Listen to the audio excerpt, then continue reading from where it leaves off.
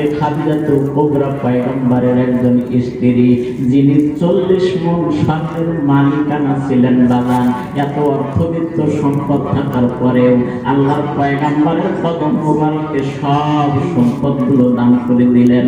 ইয়া রাসূলুল্লাহ, ইয়া হাবিবাল্লাহ, হুজুর আপনি এই সম্পদগুলোকে আপনি ইসলামের কাজে ব্যবহার করবেন, এর প্রতি আমার কিঞ্চিত পরিমাণ কোনো দাবি দেওয়া নাই। আজকে খাদিজাতুল কুবরা দুনিয়া থেকে বিদায় হয়ে যাবে, শরীরের মধ্যে কেমন কেমন যেন করতেছে, কেমন যেন অসুস্থতা অনুভূতি করতেছে। আল্লাহর পয়গম্বরের স্ত্রী খাদিজাতুল কুবরা বিছানার মধ্যে শুয়ে আছেন। ছোট্ট সন্তান ফাতেমাকে ডাকতে বলে, বিটিরে তাড়াতাড়ি করে যা, তোর আব্বাকে একটু ডেকে নিয়ে আয়। এই মুসলমান ভাই ফাতেমাতুল জোহরা দৌড়তে চলে গেলেন মসজিদে নববীর আঙ্গিনায়।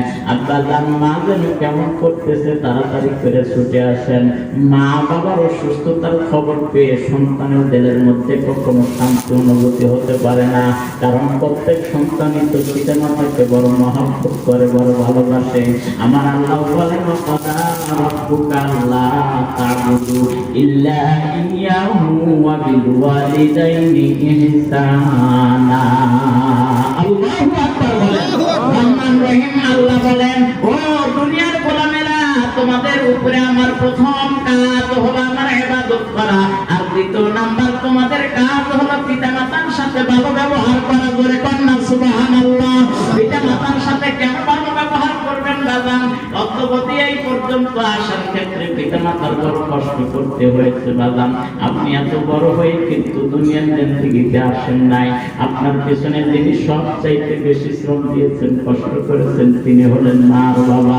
এ যুবক রে, তোমাদের হাতে ধরে বলে যায়, পায়ে ধরে বলে যায় যে যুবক, দুনিয়ার সব পিতামাতা, দুনিয়ার সব সন্তানেরা যদি পিতামাতার আনুগত্য সন্তান হয়ে যায়, ওই সন্তানের ব্যবসায় উন্নতি হবে, পড়াশোনায় মেধা ভালো হয়ে যাবে, চাকরি কর্ম ভালো হবে, দুনিয়ায় সব জায়গার মধ্যে উন্নতির উচ্চ শিখরে পৌঁছাইতে পারবে। আশরাফ আলী থানভী রহমাতুল্লাহ আলাইহি বলেন, যে এই সন্তান পিতামাতার আনুগত্য হয়ে চলে, ওই সন্তানকে আল্লাহ পাক 5টা আসন দিয়ে সম্মানিত করে দেন। জোরে বলেন সুবহানাল্লাহ। এ মুসলমান নাই বলেন, আমার বাবাজিরা, আমার মা বাবার কোনো তুলনা হয় না, কিন্তু বর্তমান সময়ে লক্ষ্য করলে দেখা যায় অধিকাংশ সন্তানেরা মা বাবার সাথে বড় দুর্ব্যবহার করে। মা বাবা অনেকের বৃদ্ধাশ্রমে থাকে, সন্তান আজকে লক্ষ টাকার মালিক হয়েছে, কিন্তু মা বাবাকে দেখভাল করবে এই সময়টুকু তার হয় না। এই মুসলমান ভাইজানেরা, আমার বাবাজিরা, আমার ফাতেমাতুল জোহরা পয়গম্বরকে ডাকতে বলেন, ইয়া রাসূলুল্লাহ, ইয়া হাবিবাল্লাহ, আব্বাজান আম্মা যেন কেমন করতেছে, আপনি তাড়াতাড়ি করে চলে আসেন। পয়গম্বরের কথোপকথন সংক্ষেপ করে বিদায় নিয়ে চলে আসলেন। আজকে কামরার মধ্যে প্রবেশ করতেছেন পয়গম্বর। খাদিজাতুল কুবরার দরজাটা খুলে যখন ভিতরে প্রবেশ করেছে, নজর করে দেখে খাদিজাতুল কুবরা বিছানার মধ্যে শুয়ে। এই মুসলমান ভাইজানেরা, আমার বাবাজিরা, আমার আল্লাহর পয়গম্বর খাদিজাতুল কুবরার বিছানার পাশেই বসলেন, মাথার মধ্যে নবুয়তি হাতটা বুলায় দিয়ে জিজ্ঞাসা করেন, খাদিজা রে, বলো তো তোমার কেমন লাগতেছে? তুমি কি অসুস্থতা অনুভূতি করতেছো? তুমি কি নিজেকে বড় দুর্বলতা মনে করতেছো? খাদিজাতুল কুবরার চোখের কোনা বেয়ে কাল বেয়ে পানির ফোঁটাগুলো পড়তেছে। কেন পড়তেছে গো বাবা? আজকে পয়গম্বরের চেহারা মধ্যে আমার আর দেখা হবে না। এত সুন্দর একজন নবী, শুধু নবী বলেই খ্যাত হন নাই, এত ভালো একজন স্বামী, যিনি জীবনে কোনোদিন আমাকে ধমক দিয়ে কথা বলেন নাই, স্বামী হিসেবে বড় উত্তম তিনি ছিলেন, কোনোদিন রাগ করে গোসা করে আমার সাথে ঝেটকা দিয়ে কথা বলেন নাই। মুসলমান ভাইজানেরা, আমার বাবাজিরা, আমরা যারা স্বামী হয়েছে, আমাদের স্ত্রীর সাথে অনেক সময় আমরা দুর্ব্যবহার করে থাকি। স্ত্রীর কার্যক্রমের উপরে, তার আচার আচরণের উপরে অসন্তুষ্ট পোষণ করে অনেক সময় অনেক কথা ব্যক্ত করে থাকি। আল্লাহর পয়গম্বর স্বামী ছিলেন না বাগান। খাদিজাতুল কুবরা চোখের পানি ছেড়ে দিয়ে কান্না করেন। পয়গম্বর ডাকতে বলেন, খাদিজা রে, কেন তুমি কান্না করতেছো? তোমার কি বড় খারাপ লাগতেছে? খাদিজাতুল কুবরা ডাকতে বলে, ইয়া রাসূলুল্লাহ, ইয়া হাবিবাল্লাহ, হুজুর আমি আপনাকে কেমন করে বুঝাই, আমি বুঝি আর এই দুনিয়ার জিন্দেগিতে থাকতে পারবো না, আমি খাদিজা বুঝি দুনিয়ার থেকে বিদায় হয়ে যাব হুজুর। কিন্তু দুনিয়ার থেকে যাওয়ার পরে যে একটা ঘর আছে, কবরের ঘর, এই ঘরটা তো বড় কঠিন ঘর, আপনার জগৎ থেকে শুনেছি। এই ঘর হবে কারো জন্য জান্নাতের বাগান, কারো জন্য হবে জাহান্নামের গর্ত।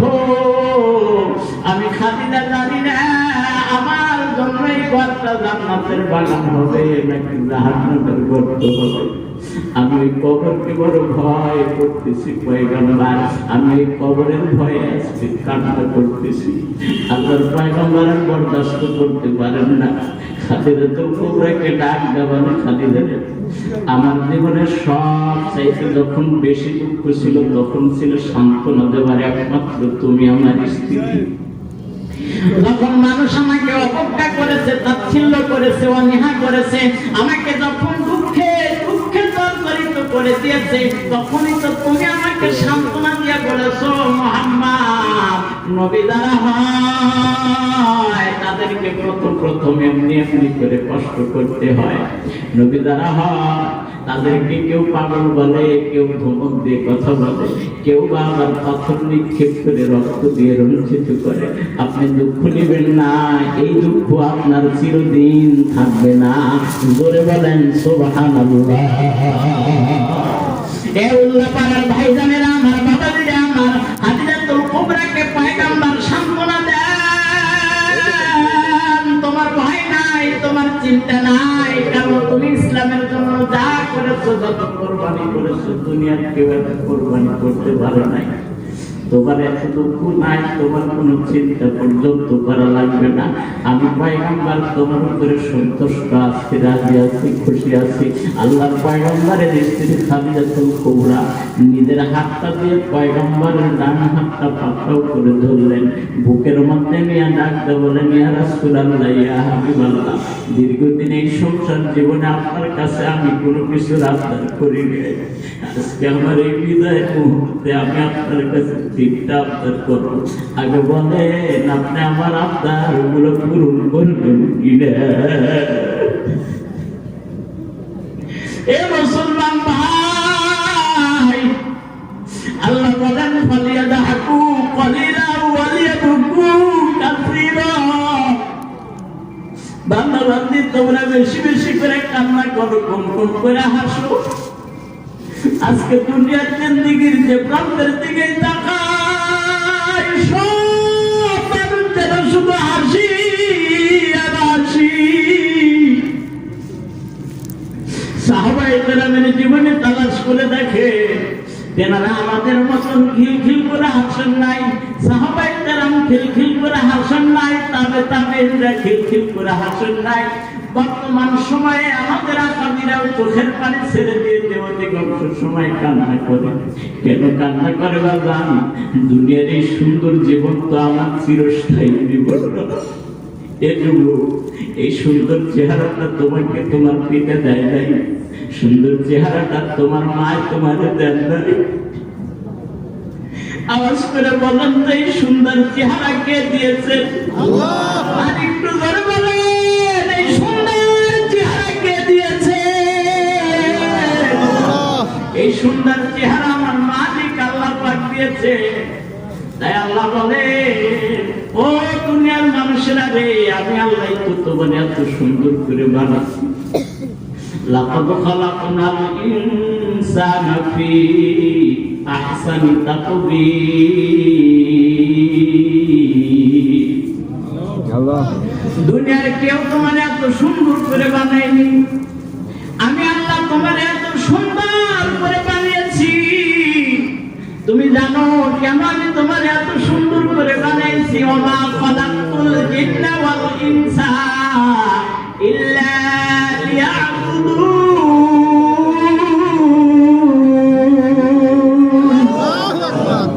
আমি এত সুন্দর করে বানানোর পিছনে একটা মাত্র কারণ, একটা মাত্র উদ্দেশ্য, যেন তোমরা আমার গোলামি করতে পারো, আমার পথে তোমরা যেন চলতে পারো, আমি মালিককে যেন সন্তুষ্ট করে কবরে যাইতে পারো।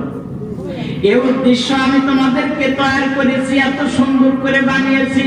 আজকে নিজের জীবনকে একটুখানি চিন্তা করে দেখি, কাউকে প্রশ্ন না করে নিজের প্রশ্ন নিজেকে করি, বান্দা আমি কতটুকু আমার মালিককে সন্তুষ্ট করতে পেরেছি। আজকে যৌবনে ছিলাম, যুবক ছিলাম, আজকে বার্ধক্যে উপনীত হয়েছি, শিশু ছিল তেনারা আজকে যৌবনে উপনীত হয়েছে, কতটুকু আমার মালিককে সন্তুষ্ট করতে পেরেছে। কিন্তু যুবকেরা তো আল্লাহকে সন্তুষ্ট করার ফিকিরে থাকে না, যুবকেরা সন্তুষ্ট করতে চায় তাদের গার্লফ্রেন্ডকে। জোরে বলেন ঠিক কিনা? যুবকরা তাদের সন্তুষ্ট করতে চায়, তার কি চাহিদা সেটা পূরণ করতে চায়, তেনারা কি চায় সেটা খোঁজ খবর পর্যন্ত যুবকেরা নেয়। শুধুমাত্র উল্লাহ করার যুবকেদের আচরণ হলো ভিন্ন, এনারা নিজের নায়িকা গায়িকাদেরকে সময় না দিয়ে কোরআনের পক্ষে এসে কাজ করতেছে। জোরে বলেন সুবহানাল্লাহ।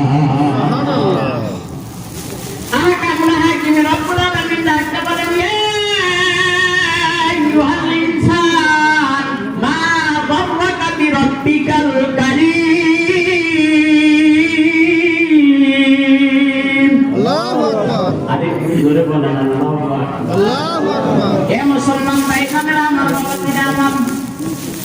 আল্লাহর বান্দা খাদিজাতুল কুবরা, এটা আল্লাহ সুবহানাহু ওয়া তাআলা তিনি ডাকতে বলেন, এই চেহারাটা তো আমি তোমাকে দিয়েছি, এই হাতটা তো আমি তোমাকে দান করেছি, যে হাত দিয়ে রাত্রি 1টা পর্যন্ত তুমি যুবক মোবাইল ফোনে চ্যাটিং করতে যাও, রাত্রি 1টা পর্যন্ত যে চক্ষু দিয়ে মোবাইলের স্ক্রিনের দিকে তাকায় তাকায় বেগানা নারীগুলো অশ্লীল বেহায়াপনা ছবিগুলো দেখতে থাকো, এই চক্ষু দুটো তো আমি মালিক আল্লাহ তোমাদের দিয়েছি, দুনিয়ার কেউ তোমাদের দেয়নি। দুটো হাত তো আমি আল্লাহ পাকে দিয়েছি, দুনিয়ার কেউ তোমাদের দেয়নি। দুনিয়ার জিন্দেগিতে চলতে গিয়ে তোমার মা বাবারে দ্বারা ঘুমের মধ্যে ঘুমায় রাখলা, কিন্তু তারে ঘুমায় রাখতে পারলা না। আওয়াজ করে বলেন তিনি কে? আরো জোরে বলা লাগবে তিনি কে? আলিমুল গায়বি ওয়াশ শাহাদাতি হুয়ার রহমানুর রহিম। আল্লাহু আকবার। জোরে বলেন আল্লাহু আকবার। আল্লাহু আকবার। তিনি সব দেখেন, সব খবর রাখেন, তিনি হলেন রহমানুর রহিম।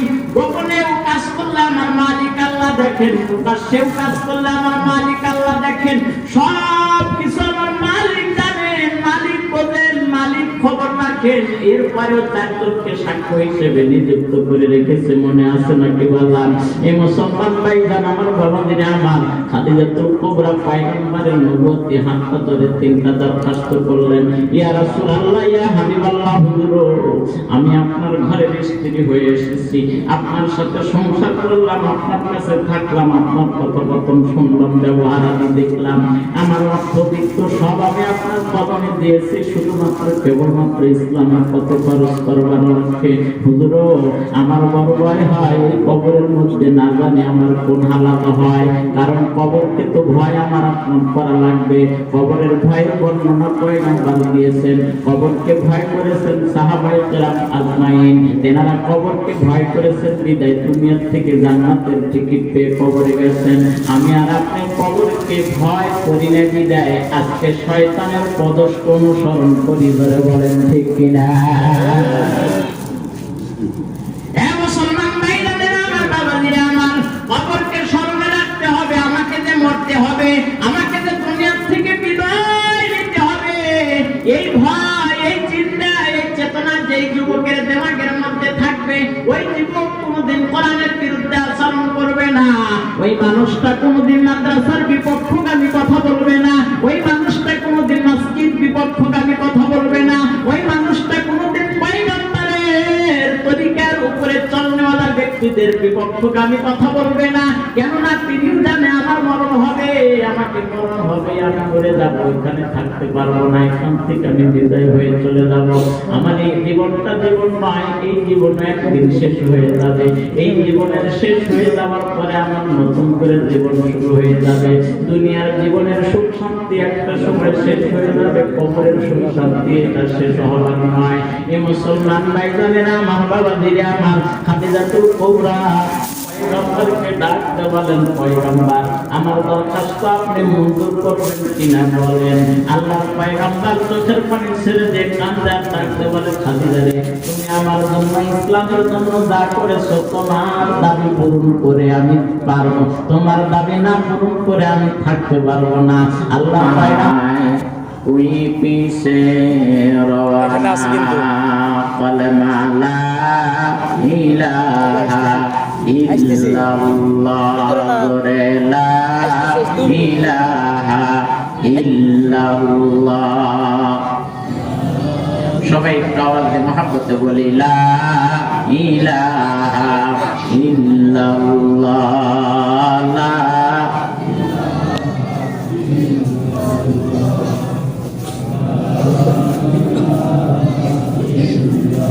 লা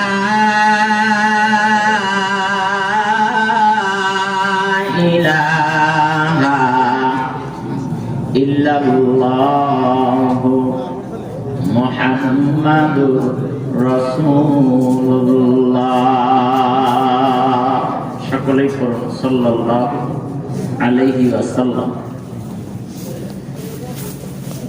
ঐতিহ্যবাহী উল্লাপাড়া রেল স্টেশন দারুল কোরআন হাফিজা মাদ্রাসা কমিটি কর্তৃক আয়োজিত আজকের এই সুন্দর মনোরম বার্ষিক ওয়াজ মাহফিলের জনাব সম্মানিত সভাপতি সাহেব, আমার মাথার তাজ, আরেকটু আওয়াজে বলুন আল্লাহুম্মা আমিন। সম্মানিত হাজিরিন, আমি একেবারে সংক্ষিপ্ত একটা আয়াতের টুকরা আপনাদের সামনে তেলাওয়াত করেছি। যে জায়গার মধ্যে আমরা বসেছি, এই জায়গাটা আমাদের সম্পর্কে আল্লাহ পাকের সাথে কথা বলবে। জোরে কান সুবহানাল্লাহ।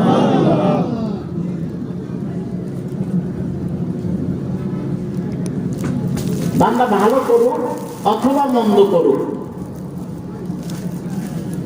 প্রত্যেকটি কাজ, প্রত্যেকটা কার্যক্রম দেখবার জন্য আল্লাহ পাকের পক্ষ থেকে 4 জন সাক্ষ্যকে আমাদের জন্য নিযুক্ত করে রেখে দিয়েছে। কয়জন সাক্ষ্য?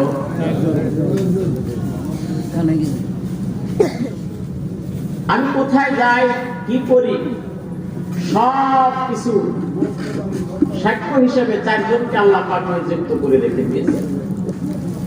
মিথ্যা বলার কোনো সুযোগ নেই। আপনারা দেখেছেন, আপনাদের সামনে ছোট্ট ছোট্ট শিশু সন্তানেরা 2 রাকাত নামাজের পরিপূর্ণ তরতিব মাসলা সহ ব্যক্ত করলেন। এটা দেখে আপনাদের ভালো লাগলো না? যারা বলেন ভালো লাগলো না?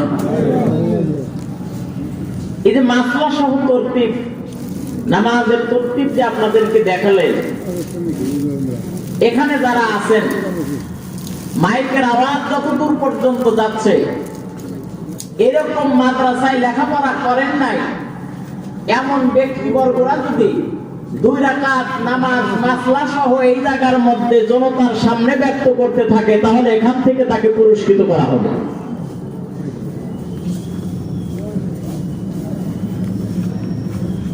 এটা আজকের জন্য নয়,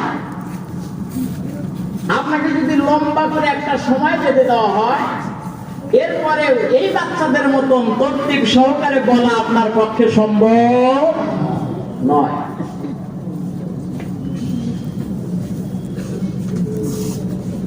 বাচ্চাদেরকে, বাচ্চাদের ওস্তাদেরা নামাজের তরতিব শিখায়, মাসলা মাসাইল শিখায়, কোরআন শরীফ শিখায়, এরপরেও 1 শ্রেণীর মানুষ আছে এদেরকে দেখলে তাদের শরীরে জ্বালা পোড়া হয়। জোরে বলেন ঠিক কিনা?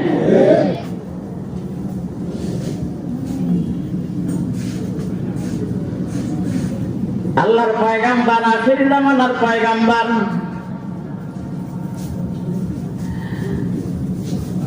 সাইয়্যিদুল মুরসালিন খাতামুন নাবিয়্যিন, তিনি তেনার জবানে ঘোষণা করেছেন, খায়রুকুম মান তাআল্লামাল কুরআন ওয়া আল্লামা। দুনিয়ার মধ্যে ওই ব্যক্তি হলো সবচেয়ে দামি ব্যক্তি, যে ব্যক্তি কোরআন শরীফ নিজে পড়ে এবং অপরকে পড়ায়। একটু জোরে কোন সুবহানাল্লাহ। আজ থেকে ১৫০০ বছর পূর্বে পয়গম্বরের জবান থেকে ঘোষণা হয়েছে, যিনি কোরআন শরীফ শেখে এবং অপরকে শেখায়, ওই ব্যক্তি হলো দুনিয়ার জিন্দেগিতে সবচাইতে দামি ব্যক্তি। জোরে কোন না সুবহানাল্লাহ। বর্তমান সময়ে আমি আর আপনি কোরআন পড়নেওয়ালা আর শেখানোওয়ালা ব্যক্তিকে দামি ভাবি আর না ভাবি, এতে আমাদের কিচ্ছু আসে যায় না। আজ থেকে ১৫০০ বছর পূর্বে পয়গম্বর বলেছেন, সুতরাং ওতে আমরা সন্তুষ্ট, ওতে আমরা খুশি। দুনিয়ার সব মানুষ যদি আমাদেরকে তুচ্ছ মনে করে, তাতেও আমাদের কোনো পরোয়া নেই। জোরে বলেন সুবহানাল্লাহ। ও আমার ভাই জানেন, আমার বাবাজিরা, আমার মক্কা নগরীর থেকে বিধর্মীদের 2 জনের একটা কাফেলা মদিনা মুনাওয়ারায় চলে গেছেন।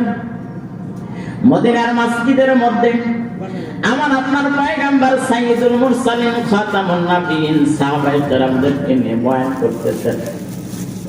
এমন সময় 2 জনে গিয়ে বলে, হুজুর, আমরা নতুন ইসলামের মধ্যে দাখিল হয়েছি, আমরা ইসলাম ধর্ম নতুন গ্রহণ করেছি। আসলে ওনারা ইসলাম ধর্ম এখনো গ্রহণ করে নাই, কিন্তু পয়গম্বরের কাছে ছলছতরি করতেছে। উদ্দেশ্য একটা, এইখান থেকে কোরআন পড়নেওয়ালা ব্যক্তিকে নিয়ে যাব মক্কা নগরীতে, নিয়ে এনার কাছ থেকে আমরা কোরআন শিখবো না, বরং ইনি কোরআন শেখায়, এই অপরাধে এনাকে দুনিয়া থেকে বিদায় করে দেওয়া হবে। ও আমার ভাই জানেন, আমার বাবাজিরা, আমার আল্লাহর পয়গম্বরকে ডাকতে বললেন, ইয়া রাসূলুল্লাহ, ইয়া হাবিবাল্লাহ, হুজুর, আমরা মক্কা নগরীর থেকে এসেছি, আপনার মাতৃভূমি জন্মভূমির দেশ থেকে এসেছি। আমরা নতুন মুসলমান, আমাদের মন চায় যে আমরা মহাগ্রন্থ আল কোরআন শিক্ষা গ্রহণ করি। কোরআন শরীফের তেলাওয়াত সকালবেলা বিকেলবেলা তেলাওয়াত জারি রাখি, কারণ এই তেলাওয়াত আমরা শিখতে পারি নাই, জারি কেমন করে রাখবো? ও আমার ভাইজান, যারা তেলাওয়াত করেন তেনাদের তেলাওয়াত বড় সুন্দর হয়। আমার পূর্ব মুহূর্তে তেলাওয়াত করে আপনাদেরকে শুনিয়েছেন, কত সুন্দর তেলাওয়াত হয়। কিন্তু যারাই আসমান কিতাবের তেলাওয়াত জানেন না, তেনাদের মনের মধ্যে তেলাওয়াতের স্বাদ জাগে কি জাগে না? স্বাদ জাগে না? তেলাওয়াতের স্বাদ জাগে না? তেলাওয়াতের স্বাদ জাগে, কিন্তু আমরা পারি না, চেষ্টাটুকু অনেকে করি না। অনেক মুরব্বী কেরামকে দেখা যায় মাদ্রাসার তলবে আজিজেরা যখন কোরআন শরীফ তেলাওয়াত করে, তেনাদের কিনারায় বসে বসে, তেনাদের কাছে বসে বসে কালামে পাকের তেলাওয়াত গুলো শুনে আর চোখের পানি ছেড়ে দিয়ে কাঁদতে থাকে। জিজ্ঞাসা যদি করা যায়, মুরব্বী আপনি কেন চোখের পানি ছেড়ে দিয়ে কাঁদেন? বলে যে কোরআনের জন্য মানুষকে এত দামি করা হলো, যে কোরআনের জন্য মানুষের রিজিক সর্বহারা করা হয়, যে কোরআনের জন্য মানুষের সব বন্ধ ব্যবস্থা করে দেওয়া হয়। আমার কপালে এমন কোরআন, এই কোরআন শরীফের তেলাওয়াত আমি শিখতে পারি নাই। আজকে তেলাওয়াত শুনে হৃদয়ের ভিতরে দোল খাচ্ছে। আমি যদি আগের থেকে তেলাওয়াত শিখে রাখতাম, তাহলে আমার জীবনটা বুঝি ধন্য হইতো। জোরে বলেন সুবহানাল্লাহ। এ মুসলমান ভাইজানেরা, আমার বাবাজিরা, আমার আজকে হয়তো এর মর্ম আমাদের বুঝে আসতেছে না, এর মর্ম আমাদের উপলব্ধি হচ্ছে না। এমন একটা সময় আসবে, এমন একটা মুহূর্ত আসবে, যখন এর মর্তবা আমার অন্তরের মধ্যে দাপন হয়ে যাবে। এর মর্তবা যখন আমি বুঝতে পারবো, বুঝতে পেরে যখন তেলাওয়াতের চেষ্টা করব, তখন আমার দ্বারা সম্ভব হবে না। কারণ তেলাওয়াতের মাধ্যম দিয়ে যেই তরতিব আমার জানার দরকার, সেটা আর জানা হয় না। তবে শিক্ষার কোনো শেষ নাই বাজান। দোলনা জীবন থেকে শুরু করে কবর দেওয়ার আগ পর্যন্ত আপনি শিক্ষা গ্রহণ করতে পারেন। তলাবে আজিজের খাতায় যদি নাম উঠাতে চান, বুড়ো হয়ে গেছেন, তাতে কি হয়েছে? তবুও যদি কোরআন শরীফ হাতে নিয়ে মন্তব্যের দর্শের মধ্যে বসে যান, আপনি হতে পারেন কালামে পাকের তেলাওয়াতের পরিপূর্ণ হক আদায় নাও করতে যদি পারেন। এই মতো অবস্থায় যদি আপনার মরণ হয়ে যায়, আল্লাহ পাক আপনাকে তলাবায়ে আজিজের সাথে হাসরের ময়দানে উত্তোলন করবে। জোরে বলেন সুবহানাল্লাহ। এ মুসলমান ভাইজানেরা, আমার বাবাজিরা, আমার পয়গম্বর আরবি সাইয়্যিদুল মুরসালিন খাতামুন নবিয়্যিন, তিনি তেনাদের চেহারার প্রতি নজর করে বললেন, হ্যাঁ, তোমরা অবশ্যই এখান থেকে কোরআন পড়নেওয়ালাকে নিয়ে যাবে, নিয়ে তার কাছে বসে বসে কোরআন শরীফ শিক্ষা গ্রহণ করবে। কে আসো? হুজুরের পয়গম্বর বলতেছেন, কে আসো এখান থেকে মক্কা নগরীতে যাবে কোরআন কালামে পাকের তেলাওয়াত শিক্ষা দেবার লক্ষ্যে। প্রত্যেক সাহাবায়ে কেরাম মাথাটা নিচু করে পয়গম্বরের সামনে দাঁড়িয়ে বসে আছে। কেন বসে আছে বাজান? প্রত্যেকটা সাহাবী জানেন, আমি খাই আর না খাই, পয়গম্বরের চেহারার দিকে তাকায় থাকতে পারলে আমার ক্ষুধা নিবারণ হয়ে যায়। সুখ থাক অথবা দুঃখ থাক, পয়গম্বরের দরবারে আসলে আমার দুঃখ আর দুঃখ মনে হয় না। পয়গম্বরের দরবার তো এমন দরবার বাজান, হাজারো পেরেশানি নিয়ে পয়গম্বরের দরবারে আসলে পেরেশানি দূর হয়ে যায়। হাজারো ব্যথা নিয়ে পয়গম্বরের দরবারে আসলে ব্যথা দূর হয়ে যায়। ক্ষুধার্ত অবস্থায় পয়গম্বরের দরবারে আসলে ক্ষুধা নিবারণ হয়ে যায়। এক কথায় পয়গম্বরের চেহারা যে দেখলো, দুনিয়ার সমস্ত পেরেশানি তার দূর হয়ে গেল। জোরে বলেন সুবহানাল্লাহ। এ মুসলমান ভাইজানেরা, আমার বাবাজিরা, আমার সাহাবায়ে কেরাম পয়গম্বরের দরবার ছেড়ে কেউ যেতে চান না। প্রত্যেকেই চান পয়গম্বরের দরবারে আমি সব সময়ের জন্য অবস্থান করি। ভাইজান, আল্লাহর পয়গম্বর এমন সময় একটা হাদিস তেনার জবান দিয়ে ব্যক্ত করলেন, খায়রুকুম মান তাআল্লামাল কুরআন ওয়া আল্লামা। ওই মানুষটা হলো সবচেয়ে দামি মানুষ, উত্তম মানুষ, যিনি কোরআন শরীফ শেখে এবং অপরকে শেখায়। এমন সময় সাহাবায়ে কেরামদের ভেতর থেকে একজন সাহাবী দাঁড়ায় গেছেন, ইয়া রাসূলুল্লাহ, ইয়া হাবিবাল্লাহ, ওই উত্তম মানুষটা আমি হতে চাই, আমাকে পারমিশন দেন, আমি এনাদের সঙ্গে কালামে পাক শিক্ষা দেওয়ার লক্ষ্যে এনাদের সাথে যাব। আওয়াজ করে বলেন সুবহানাল্লাহ। এ মুসলমান ভাইজানেরা, আমার বাবাজিরা, আমার আল্লাহর পয়গম্বরের কাছ থেকে পারমিশন নিয়ে যেই সাহাবীটি চলতে শুরু করলেন, তিনি ছিলেন হযরতে খুবাইব ইবনে আদিল। ভাইজান, পয়গম্বরের কাছ থেকে বিদায় নিয়ে চলে যাচ্ছেন। পয়গম্বরের দরবার ছেড়ে তো কেউ যেতে চায় না। কোরআন শরীফ এমন একটা কিতাব, যেই কিতাবের সংস্পর্শে থাকলে মনটা বড় ব্যাকুল হয়ে থাকে। কোরআনের আলোচনা যেখানে হয়, মানুষ দূরে থাকতে পারে না। কোরআনের কথাবচন যে জায়গার মধ্যে হয়, ওই জায়গার মধ্যে না বসে শান্ত হতে পারে না। কারণ কোরআন তো একটা চমক, আর মুমিন মুমিনার হৃদয় হলো আর একটা চমক। কোরআন পড়তে থাকলে, আলোচনা করতে থাকলে মুমিন মুমিনার দিল শান্ত হয় না ততক্ষণ পর্যন্ত, যতক্ষণ পর্যন্ত কোরআনের মজলিসের মধ্যে না আসতে পারে। ও যুবক ভাইরা রে, প্রত্যেক দিন এমন সুন্দর আহ্বান, এমন সুন্দর মজলিস তোমাদের উপহার দেওয়া হবে না। আজকে কর্তৃপক্ষ এমন সুন্দর মনোরম এখানে সুন্দর একটা আয়োজনের বন্ধ ব্যবস্থা করেছে। দেশের প্রখ্যাত আলেম দিন এখানে এসেছে বাজান। আর কিছু হোক না হোক, আলেমের চেহারা দেখলে জীবনের সগীরা গুনাহ মাফ হয়, এর মধ্যে কোনো ভুল নাই। জোরে কোন সুবহানাল্লাহ। আহকামুল হাকিম রব্বুল আলামিন কালামে পাকের মধ্যে বলেন, ইয়াউমাইযিন তুহাদ্দিসু আখবারাহা। আরেকটু জোরে বলেন, সুকাদরে আজমাতু কিতিদান কালামুল্লাহ বগশিদিন শামিদান, কালামুল্লাহ বগশিদিন শামিদান। আসমানের নিচে জমিনের উপরে একটা মাত্র কিতাব আছে, যেটা পড়লে যেমন সওয়াব পাওয়া যায়। আপনি পড়তে পারেন না, বসে বসে মনোযোগ সহকারে শুনবেন, আপনার আমল নামায় উপরওয়ালাদের মতন সওয়াব দেওয়া হবে। আওয়াজ করে বলেন সুবহানাল্লাহ। আজকে কোরআন শরীফ পড়তে জানি না, এই ব্যর্থতা আমার কাছে মনে হয় না। কিন্তু শিল্পীর গান যদি মুখস্থ করতে না পারি, ওটা আমার কাছে বড় ব্যর্থতা মনে হয়। এ মুসলমান ভাই, সফলতার কামিয়াবি কেবলমাত্র শুধুমাত্র পয়গম্বরের সুন্নতের আনুগত্যের মাধ্যমে এই সফলতার উচ্চ শিখরে যদি কোনো ব্যক্তি পৌঁছাইতে চায়, ওই ব্যক্তিকে কোরআন শরীফের মাধ্যম দিয়ে পয়গম্বরের সুন্নতের ইত্তেবাতের মাধ্যম দিয়ে সামনের দিকে আগাইতে হবে। দুনিয়ার কোনো বিজাতিদের পদস্খ অনুসরণ করে, দুনিয়ার কোনো ভণ্ড বাবাদের পদস্খ অনুসরণ করে, দুনিয়াবি কোনো মানুষের পদস্খ অনুসরণ করে আখিরাতের সফলতার উচ্চ শিখরে আমার আপনার পৌঁছানো কিছুতেই সম্ভব নয়। এই জন্য আমাকে আর আপনাকে এখন থেকেই সোচ্চার হতে হবে। আমি কি করে আমার জীবনকে শুধরাইতে পারি, কি করে আমার জীবনকে পরিপাটি করতে পারি, কি করে আমি জান্নাতের উচ্চ জায়গা আমার স্থান করে নিতে পারি, এই ফিকির, এই চেষ্টা, এই কোশিশ দারুল কোরআন মাদ্রাসার মধ্যে শিক্ষা দেওয়া হয়। এই শিক্ষায় আমার আর আপনার জীবনকে কল্যাণ এবং মুক্তির সফলতায় নিতে পারে। জোরে বলেন ঠিক কিনা? আজকে বর্তমান সময়ে শিক্ষার নামে কুশিক্ষা নিয়ে যুবক সমাজকে নষ্ট করে দেওয়া হচ্ছে। এ মুসলমান ভাই, আজকে যদি আমার সন্তানকে যদি আমি ফিরাইতে না পারি, আমার সন্তানকে যদি সুস্থ শিক্ষায় শিক্ষিত গঠন করতে পারি, তাহলে তাকে সর্বপ্রথম কালামে পাকের শিক্ষা আমাকে দেওয়া লাগবে। কালামে পাকের শিক্ষা ব্যতি রেখে একজন সন্তান সুশিক্ষা হতে পারে না, একজন সন্তানের সুশিক্ষা গ্রহণ করতে পারে না। কালামে পাকের শিক্ষাই কেবল মানুষকে উন্নত চরিত্রের মাপকাঠি হিসেবে পরিগণিত হয়। সুতরাং রাজান সন্তানকে যেই জায়গার মধ্যেই রাখেন না কেন, প্রাথমিক অবস্থায় শিক্ষা দেওয়া লাগবে মহাগ্রন্থ আল কোরআন। এ মুসলমান ভাইজানেরা, আমার বাবাজিরা, আমার খুবাইব ইবনে আদির যায়, ওনার পিছু পিছে দুইজন সাথী যায়।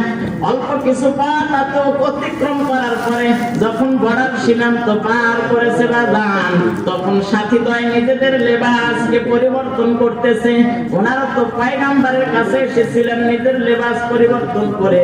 ওনারা জুব্বা পরিধান করেছে, মাথার মধ্যে টুপি ব্যবহার করেছে, পাগড়ি ব্যবহার করেছে। একেবারে দেখে মনে হচ্ছে বড় হুজুর। আছে না এরকম মানুষ? জোরে বলেন, আছে না এরকম মানুষ? যত কুকর্ম কর্ম করে বেড়ায়, কিন্তু লেবাসটা ধরে আমাদের মতন। কথা কন? যদি কোনো বদনাম হয় বলে হুজুরেরা করেছে, আসলে লোকটা কদ্দুর হুজুর, এই তদন্ত আমরা করি। এই তদন্ত আমরা করি? এই তদন্ত আমরা করি না। এই তদন্তের যাওয়ারও কোনো সুযোগ নেই। কেন নেই? কারণ দাঁড়িয়ে আছে, টুপি আছে, সুতরাং এই হলো বড় হুজুর, এনারে বড় সাইজ করো।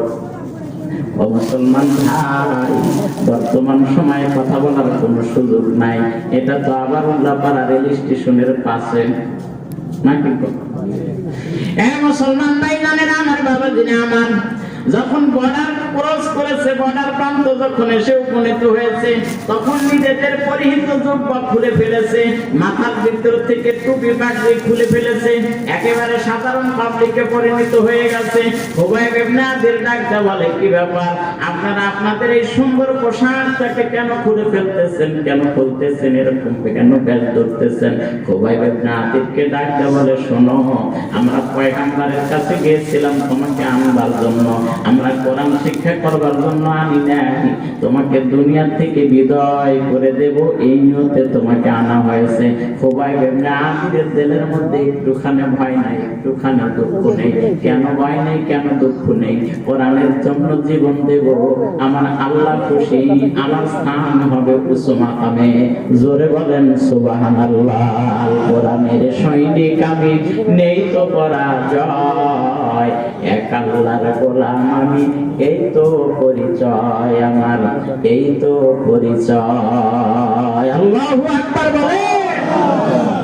হে মুসলমান ভাই জানেন, আমার বাবাজিরা, আমার কোরআনের সৈনিকদের কোনো ভয় নাই, কোনো ডর নাই।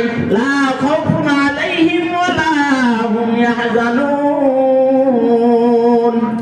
ওই সমস্ত ব্যক্তিবর্গদের কোনো চিন্তা নাই, কোনো দুঃখ নাই। কেন চিন্তা থাকবে বাজান, কেন দুঃখ থাকবে?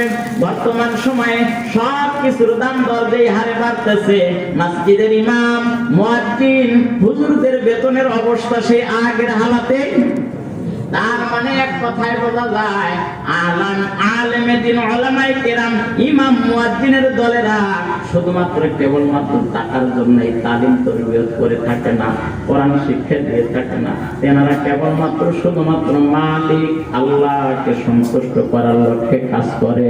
জোরে বলেন সুবহানাল্লাহ, আরো জোরে বলেন সুবহানাল্লাহ। এ মুসলমান ভাই, খুবাইব ইবনে আদি রাদিয়াল্লাহু তাআলা আনহুর দিলের মধ্যে কোনো ভয় নেই, কোনো দুঃখ নেই। আমি যাব তোমাদের সঙ্গে, কালামে পাকের তেলাওয়াত শেষ বাংলা থেকে তোমাদের যাব। মুসলমান ভাই জানেন আমার বাবাজিরা, আমার সংক্ষিপ্ত সময় সুতরাং লম্বা করে আমি আপনাদেরকে কথা শোনাইতে পারবো না। আল্লাহ সুবহানাহু ওয়া তাআলা ঈমানওয়ালাদের অন্তরের ভিতরে এমন শক্তিশালী পাওয়ার দিয়ে দিয়েছেন, ঈমানওয়ালা ব্যক্তিরা কোনোদিন বোমা দেখে ভয় পায় না, বিজাতিদের চক্ষু রাঙানো দেখে কখনো ভয় পায় না। ঈমানওয়ালারা তো নিজের জীবন বিলিয়ে দিয়েও পিছপা হয় না। জোরে বলেন সুবহানাল্লাহ। এ মুসলমান ভাইজানের আমার বাবাজিরা আমার, এমন একটা সময়, এমন একটা পরিস্থিতি, আপনজন কেউ নেই, এ আমার সাহায্য অর্থে আগায় আসবে। আমি কার কাছে মোবাইল ফোন করে ব্যক্ত করব? বর্তমান সময়ে একটুখানি বিপদগ্রস্তের মধ্যে পড়লে আপনজনের কাছে টেলিফোন করা যায়, বন্ধু বান্ধবের কাছে টেলিফোন করে খোঁজখবর নেওয়া যায়। কিন্তু তদন্তন সময় তো বাবার মোবাইল টেলিফোনের কোনো বন্ধ ব্যবস্থা ছিল না। আজকে এমন একটা যুগে আমরা উপনীত হয়েছি। আজকে কোরআন শরীফ যুবকেরা ছেড়ে দিয়ে মোবাইল ফোন ধরে ফেলেছে। আজকে কোরআনের ভারসাম্য ধীরে ধীরে আমাদেরকে বিনষ্টের পথে ঠেলে দিয়েছে। আজকে যুবকদেরকে মাসজিদ মুখীর পরিবর্তে ভিন্নমুখী চলার তৎপরতা চলতেছে। আজকে নারী আর পুরুষের ভেদাভেদ দূর করবার এক নকশা চলতেছে বাজান। আজকে পুরুষ পুরুষের সাথে কথা বলবে কোনো সমস্যা নেই, মেয়ে মেয়ের সাথে কথা বলবে কোনো সমস্যা তো নাই। কিন্তু বর্তমান সময়ে শিক্ষার সিলেবাসের মধ্যে মনে মনে জল্পনা কল্পনা করলে পুরুষ মহিলা হয়, মহিলা পুরুষ হয়। এই সমাজে এখন লাগবে বড় ভয়। জোরে বলেন ঠিক কিনা? ও আমার ভাই জানেন, আমার বাবাজিরা আমার, আজকে দেখলাম সেই সিলেবাসের আদালতে রায় নেওয়ার জন্য তৎপরতা চলতেছে। ও মুসলমান ভাই জানেন আমার বাবাজিরা আমার, মুসলমান নামাজ পড়ুক অথবা না পড়ুক, মাদ্রাসায় সন্তান দিক অথবা না দিক, কিন্তু কোরআন বিরুদ্ধে কোন আচরণ যদি পরিলক্ষিত হয়, পয়গম্বরের সুন্নতের বিপক্ষগামী কোন আদর্শ যদি বাস্তবায়িত করা হয়, এদেশের মুসলমান তাদেরকে চিহ্নিত করে রাখবে, এক চুল পরিমাণ ছাড় দিবে না। জোরে বলেন ঠিক কিনা? মুসলমানেরা আগেও কখনো ভয় পায় নাই, বর্তমানেও ভয় পাবে না, ভবিষ্যতে ভয়ের জাতি এরা নয়। কারণ মুসলমানেরা তো হযরত আলীর জাতি, মুসলমানেরা তো হযরত ওমরের বংশধর, মুসলমানেরা তো খুবাইব ইবনে আদির বংশধর। দুনিয়ার সবকিছু বরবাদ হয়ে যাইতে পারে, তছনছ হয়ে যাইতে পারে, মুসলমান কখনো ঈমান বিক্রি করবে না, মুসলমান কখনো ঈমান নষ্ট হয় এই পদক্ষেপ নেবে না। সুতরাং যে যা করতেছো করতে থাকো, কোরআন এবং সুন্নতের বিপক্ষগামী কোনো কাজ করে বেড়াইও না, এই দুঃসাহস কেউ দেখায়ও না। জোরে বলেন ঠিক কিনা? এ মুসলমান ভাইজানেরা আমার, বাবাজিরা আমার, খুবাইব ইবনে আদির দিলের মধ্যে কোনো ভয় নেই, কোনো চিন্তা নেই, কোনো ডর নেই। আল্লাহর বান্দা পয়গম্বরের সাহাবী তাদের সঙ্গে সঙ্গে যায়। রাতের বেলায় মক্কা নগরীতে উপস্থিত হয়েছে। দুইজনে ওনাদের, একজন ওনারে রাইখা আর একজন এলাকার মধ্যে প্রশ্ন করে দিয়েছে, আমাদের চিরশত্রু, আমাদের দুশমন মুহাম্মদ রাসূলুল্লাহ সাল্লাল্লাহু আলাইহি ওয়াসাল্লামের সাথে থাকতে মদিনার কথোপকথন শুনেন, কোরআন শিক্ষা নেবে, ভয় এই কথোপকথন বলে তার কাছ থেকে নিয়ে এসেছি। আমরা এই মানুষটাকে আস্থা রাখবো না, এই মানুষটাকে জীবিত রাখবো না। এই মানুষটাকে যদি জীবিত রাখি, আজকে একজনকে কালকে আর একজনকে এইভাবে কোরআন প্রসারের কাজ চালিয়ে যাবে। সুতরাং দুনিয়া থেকে যদি বিদায় করে দেই, অন্তত এই কাজ করবে না। আওয়াজ করে বলেন, এই বাতি যে জ্বলছে, এই বাতি জ্বালায় রাখার মালিক কে? আর একটু জোরে বলেন কে? আরো জোরে বলতে হবে কে? ওয়ালিল্লাহি মুলকুস সামাওয়াতি ওয়াল আরদ, আল্লাহু আলা কুল্লি শাইইন কাদির।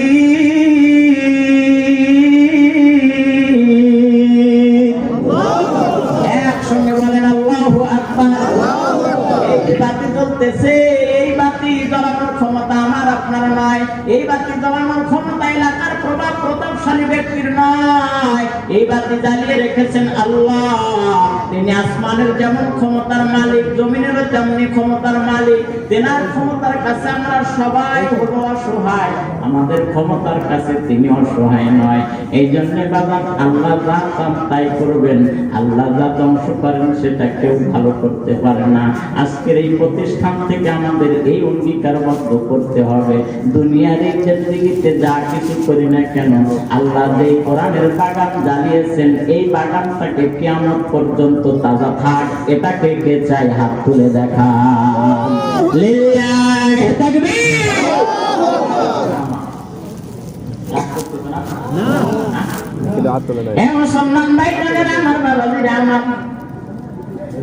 অল্প সময়ের মধ্যে রাতের অন্ধকারে সব মানুষদের কানে কানে খবর পৌঁছে গেল, আমাদের চিরদুশমন চিরশত্রু পয়গম্বরের সহদরকে আমরা নিয়ে এসেছি। তেনাকে তো সরাসরি অ্যাটাক করতে পারি না, সুতরাং আস্তে আস্তে আমাদেরকে সামনের দিকে অগ্রসর হতে হবে।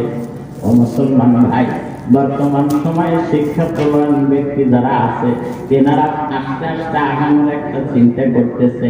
মাঝে মধ্যে মুসলমানদের বিধর্মীদের কালচার মুসলমানদের মধ্যে দিয়ে একটু খোঁচা মেরে দেখে মুসলমানেরা সচেতন আছে কিনা, মুসলমানেরা এটা উপলব্ধি করতে পারে কিনা। মুসলমানেরা যদি নীরব নিথর থাকে তাহলে সেটা বাস্তবায়িত করতে পারবে, আর মুসলমানেরা যদি আন্দোলনের ডাক দিয়ে যায় তাহলে সেটা বাস্তবায়িত করার সম্ভব কিছুই হবে না। জোরে বলেন ঠিক কিনা? এই জন্য দাড়িওয়ালা, টুপিওয়ালা, জুব্বাওয়ালা, নামাজিওয়ালা, বেনামাজিওয়ালা, মসজিদওয়ালা, মাদ্রাসাওয়ালা, যেই তরতিবের লোক কিনা হয় না কেন, মুসলমানের ঘরে সন্তান হিসাবে জন্মগ্রহণ করেছি। আল্লাহ কোরআন বিদ্বেষী, পয়গম্বরের সুন্নাত বিদ্বেষী যদি কোনো কার্যক্রম বাংলার জমিনে বাস্তবায়িত হয়, আমাদের আকাবিদের নির্দেশে, আমাদের মুরব্বিয়ান একরামদের পরামর্শে বাতিলের হুঙ্কার, বাতিলের দাঁত ভাঙা জবাব মুসলমানেরা দেওয়ার জন্য রাজি। জোরে বলেন ঠিক কিনা? এই ভয় আগে কোনোদিন খায়নি, বর্তমানেও না, ভবিষ্যতেও না, কারণ মুসলমানেরা ভয়ের জাতি না, মুসলমানেরা হলো বীরের জাতি। ধরে কন্যা সুবহানাল্লাহ।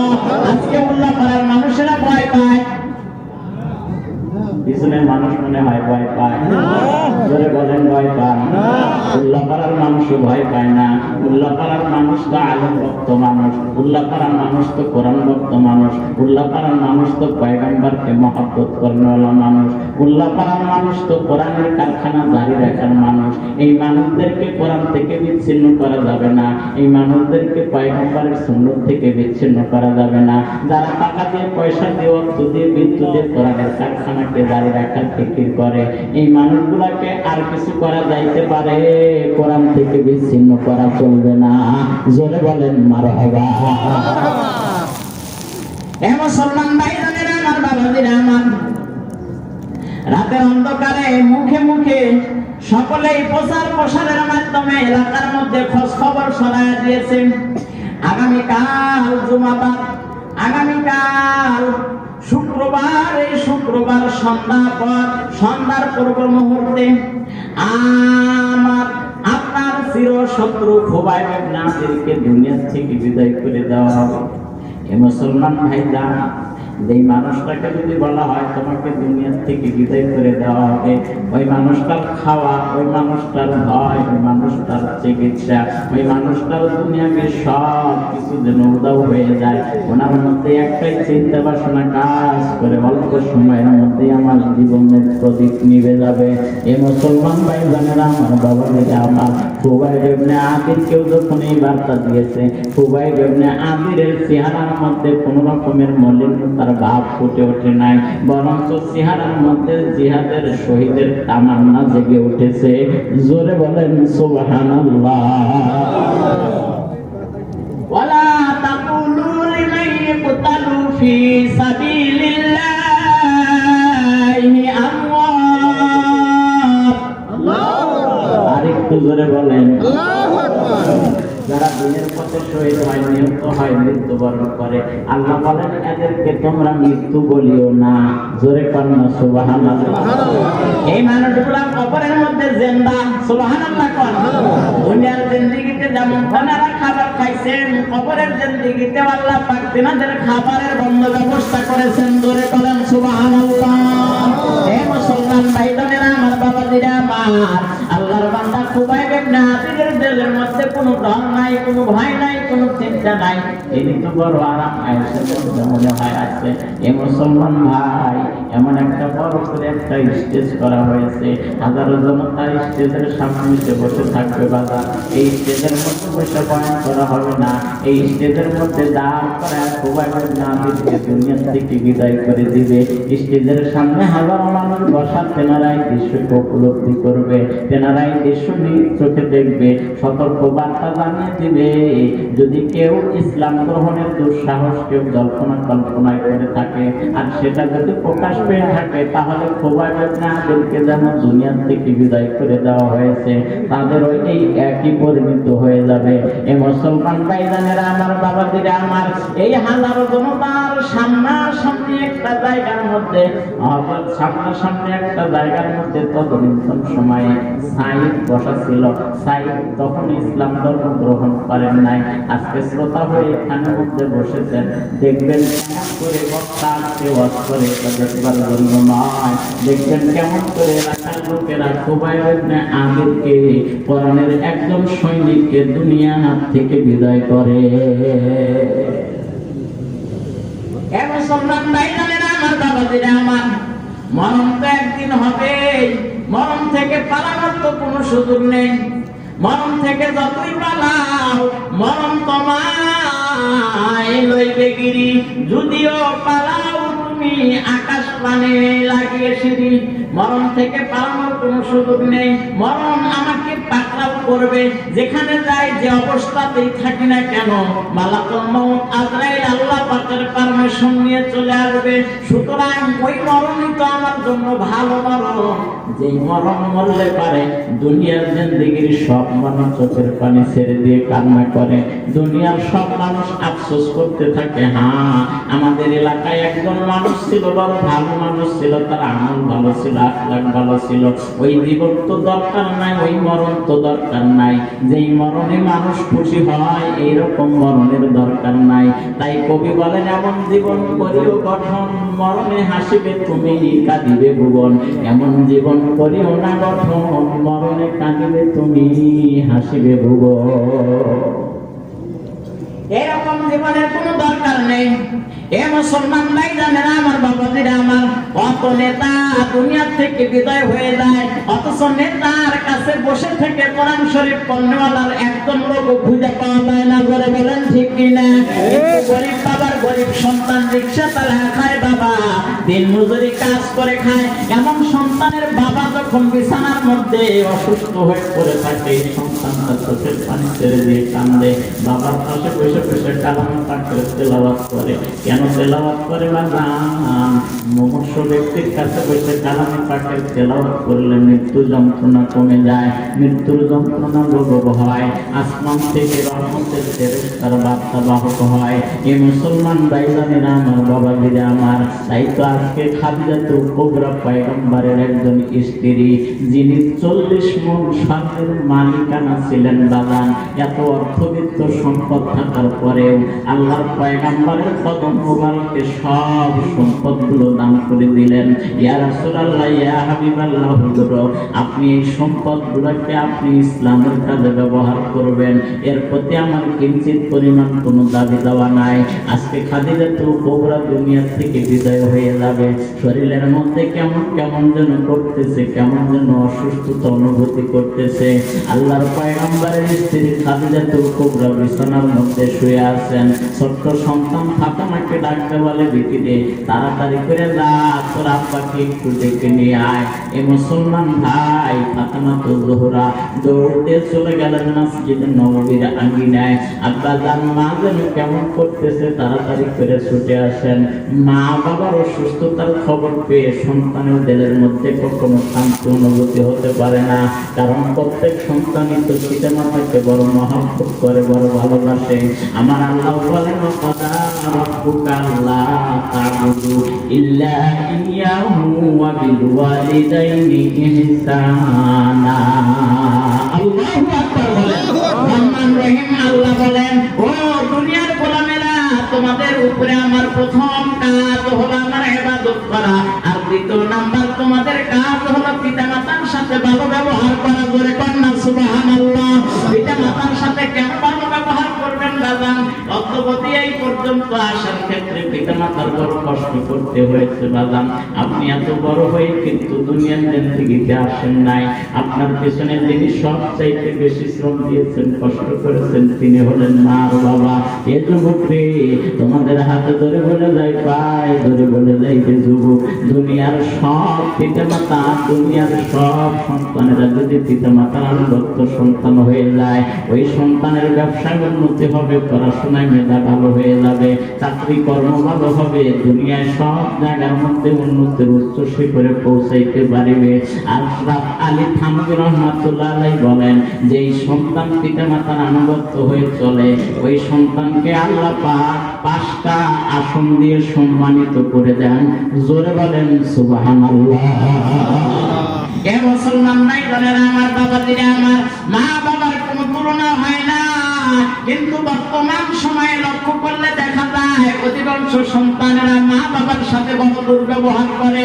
মা বাবা অনেকের বৃদ্ধাশ্রমে থাকে, সন্তান আজকে লক্ষ টাকার মালিক হয়েছে, কিন্তু মা বাবাকে দেখভাল করবে এই সময়টুকু তার হয় না।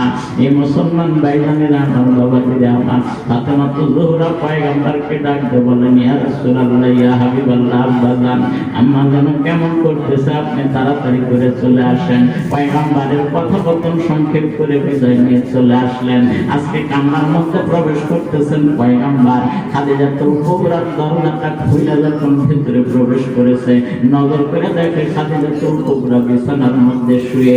এই মুসলমান ভাইজানেরা আমার, বাবাজিরা আমার, আল্লাহর পয়গম্বর খাদিজাতুল কুবরার বিছানার পাশেই বসলেন।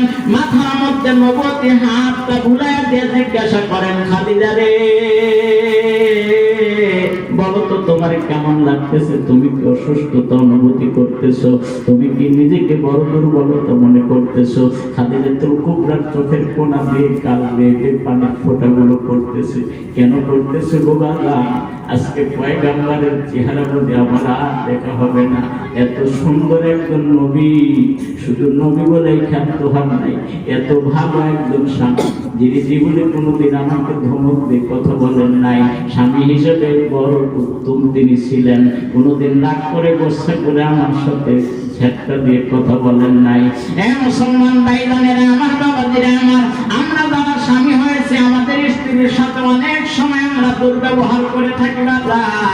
স্ত্রীর কার্যক্রমের উপরে, তার আচার আচরণের উপরে অসন্তুষ্ট পোষণ করে অনেক সময় অনেক কথা ব্যক্ত করে থাকি। আল্লাহর পয়গম্বর মুছামা ছিলেন না বাগান। খাদিজাতুল কুবরা চোখের পানি ছেড়ে দিয়ে কান্না করেন। পয়গম্বর ডাকতে বলেন, খাদিজা রে, কেন তুমি কান্না করতেছো? তোমার কি বড় খারাপ লাগতেছে? খাদিজাতুল কুবরা ডাকতে বলে, ইয়া রাসূলুল্লাহ, ইয়া হাবিবাল্লাহ, হুজুর, আমি আপনাকে কেমন করে বুঝাই? আমি বুঝি আর এই দুনিয়ার জিন্দেগিতে থাকতে পারবো না। আমি খাদিজা বুঝি দুনিয়ার থেকে বিদায় হয়ে যাব হুজুর। কিন্তু দুনিয়ার থেকে যাবার পরে একটা ঘর আছে, কবরের ঘর। এই ঘরটা তো বড় কঠিন ঘর, আপনার জগৎ থেকে শুনেছি। এই ঘর হবে কারো জন্য জান্নাতের বাগান, কারো জন্য হবে জাহান্নামের গর্ত। আমি খাদিজা জানি না আমার জন্য এই ঘরটা জান্নাতের বাগান হবে নাকি জাহান্নামের গর্ত হবে। আমি ওই কবরকে বড় ভয় করতেছি পয়গম্বর, আমি ওই কবরের ভয়ে আজকে কান্না করতেছি। আল্লাহর পয়গম্বর বরদাস্ত করতে পারেন না। খাদিজাতুল কুবরাকে ডাক দেওয়া, খাদিজা, আমার জীবনের সব চাইতে যখন বেশি দুঃখ ছিল, তখন ছিল সান্ত্বনা দেওয়ার একমাত্র তুমি আমার স্ত্রী। যখন মানুষ আমাকে অবজ্ঞা করেছে, তাচ্ছিল্য করেছে, অনীহা করেছে, আমাকে যখন দুঃখে দুঃখে জর্জরিত করে দিয়েছে, তখনই তো তুমি আমাকে তাদেরকে সান্ত্বনা দিয়ে বলেছো মুহাম্মদ নবী যারা হয় তাদেরকে প্রথম এমনি করে কষ্ট করতে হয়। নবী যারা হয় তাদেরকে কেউ পাগল বলে, কেউ ধমক দিয়ে কথা বলে, কেউ বা আবার পাথর নিক্ষেপ করে রক্ত দিয়ে রঞ্জিত করে। আপনি দুঃখ নেবেন না, এই দুঃখ আপনার চিরদিন থাকবে না। জোরে বলেন সুবহানাল্লাহ। এ উল্লাপাড়ার ভাইজানেরা আমার, বাবাজিরা আমার, হাদিজাতুল কুবরাকে পয়গম্বর সান্ত্বনা দেন, তোমার ভয় নাই, তোমার চিন্তা নাই, কারণ তুমি ইসলামের জন্য যা করেছো, যত কোরবানি করেছো, দুনিয়ার কেউ এত কোরবানি করতে পারে নাই। তোমার এত দুঃখ নাই, তোমার কোনো চিন্তা পর্যন্ত করা লাগবে না। আমি পয়গম্বর তোমার উপরে সন্তুষ্ট আছি, রাজি আছি, খুশি আছি। আল্লাহর পয়গম্বরের স্ত্রী খাদিজাতুল কুবরা নিজের হাতটা দিয়ে পয়গম্বরের ডান হাতটা পাকড়াও করে ধরলেন, বুকের মধ্যে নিয়ে ডাকতে বলেন, ইয়া রাসূলুল্লাহ, ইয়া হাবিবাল্লাহ, দীর্ঘদিন এই সংসার জীবনে আপনার কাছে আমি কোনো কিছুর আবদার করিনি। আজকে আমার এই বিদায় মুহূর্তে আমি আপনার কাছে তিনটা আবদার করবো। আগে বলেন আপনি আমার আবদার গুলো পূরণ করবেন কিনা?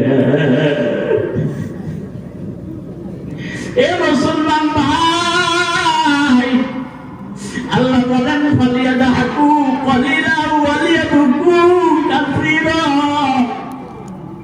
বান্দা বান্দি তোমরা বেশি বেশি করে কান্না করো, কম কম করে হাসো। আজকে দুনিয়ার জিন্দেগির যে প্রান্তের দিকে তাকাই, সব মানুষ যেন শুধু হাসি আর হাসি। সাহাবায়ে কেরামের জীবনে তালাশ করে দেখে, তেনারা আমাদের মতন খিলখিল করে হাসেন নাই। সাহাবায়ে কেরাম খিলখিল করে হাসেন নাই, তাবেঈনরা খিলখিল করে হাসেন নাই। বর্তমান সময়ে আমাদের আসামিরাও চোখের পানি ছেড়ে দিয়ে অধিকাংশ সময় কান্না করে। কেন কান্না করে বাজান? দুনিয়ার এই সুন্দর জীবন তো আমার চিরস্থায়ী জীবন। এই সুন্দর চেহারাটা তোমাকে তোমার পিতা দেয় নাই, সুন্দর চেহারাটা তোমার মা তোমার দেন নাই। আওয়াজ করে বলেন তো, এই সুন্দর চেহারা কে দিয়েছে? আল্লাহ। আর একটু জোরে বলেন, এই সুন্দর চেহারা কে দিয়েছে? এই সুন্দর চেহারা আমার মালিক আল্লাহ পাক দিয়েছে। তাই আল্লাহ বলে, ও দুনিয়ার মানুষেরা রে, আমি আল্লাহ তো তোমার এত সুন্দর করে বানাচ্ছি। লাকাদ খালাকনাল ইনসানা ফি আহসানি তাকবীর। আল্লাহ, দুনিয়ার কেউ তোমার এত সুন্দর করে বানায়নি। আমি আল্লাহ তোমার এত সুন্দর করে বানিয়েছি। তুমি জানো কেন আমি তোমার এত সুন্দর করে বানাইছি? ওমা খালাকতুল জিন্না ওয়াল ইনসা ইল্লা লিয়াবুদুন।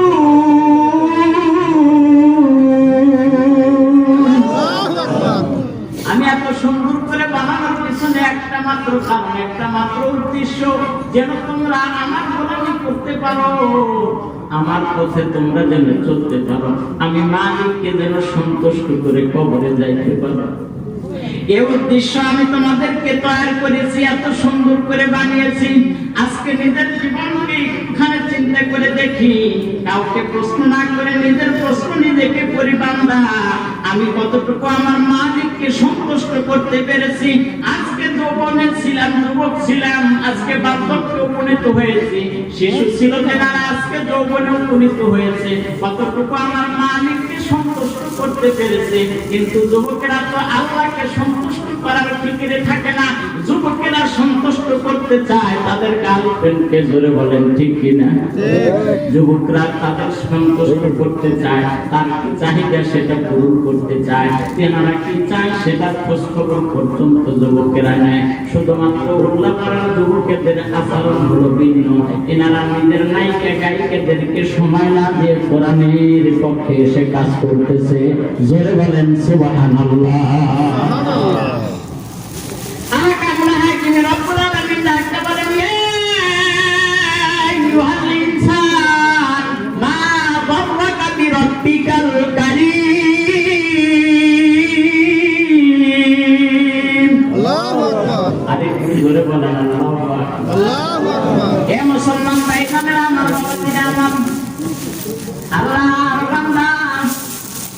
খাদিজাতুল কুবরা এটা আল্লাহ সুবহানাহু ওয়া তাআলা তিনি ডাকতে বলেন, এই চেহারাটা তো আমি তোমাকে দিয়েছি, এই হাতটা তো আমি তোমাকে দান করেছি, যে হাত দিয়ে রাত্রি 1টা পর্যন্ত তুমি যুবক মোবাইল ফোনে চ্যাটিং করতে যাও, রাত্রি 1টা পর্যন্ত যে চক্ষু দিয়ে মোবাইলের স্ক্রিনের দিকে তাকায় তাকায় বেগানা নারীগুলো অশ্লীল বেহায়াপনা ছবিগুলো দেখতে থাকে, এই চক্ষু দুটো তো আমি মালিক আল্লাহ তোমাদের দিয়েছি, দুনিয়ার কেউ তোমাদের দেয়নি। দুটো হাত তো আমি আল্লাহ পাকে দিয়েছি, দুনিয়ার কেউ তোমাদের দেয়নি। দুনিয়ার জিন্দেগিতে চলতে গিয়ে তোমার মা বাবার দ্বারা ঘুমের মধ্যে ঘুমায় রাখলাম, কিন্তু তারে ঘুমায় রাখতে পারলাম না। আওয়াজ করে বলেন তিনি কে? আরো ধরে বলা লাগবে তিনি কে? আলিমুল গায়বি ওয়াশ শাহাদাতি হুয়ার রহমানুর রহিম।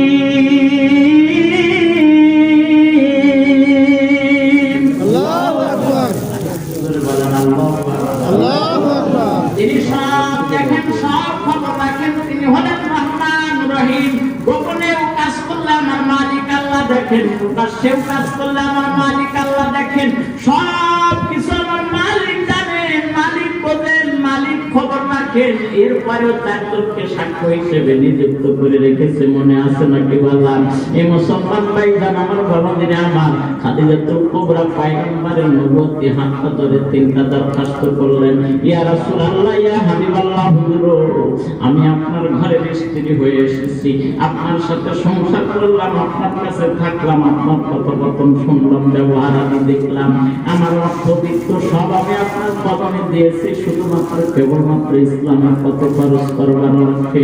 হুজুর আমার বড় ভয় হয় ওই কবরের মধ্যে না জানি আমার কোন হালাত হয়, কারণ কবরকে তো ভয় আমার আপনার করা লাগবে। কবরের ভয়ের বর্ণনা পয়গম্বর দিয়েছেন, কবরকে ভয় করেছেন সাহাবায়ে কেরাম আজমাইন, তেনারা কবরকে ভয় করেছেন বিদায় দুনিয়ার থেকে জান্নাতের টিকিট পেয়ে কবরে গেছেন। আমি আর আপনি কবরকে ভয় করি না বিদায় আজকে শয়তানের পদস্ক অনুসরণ করি। ধরে বলেন ঠিক কিনা?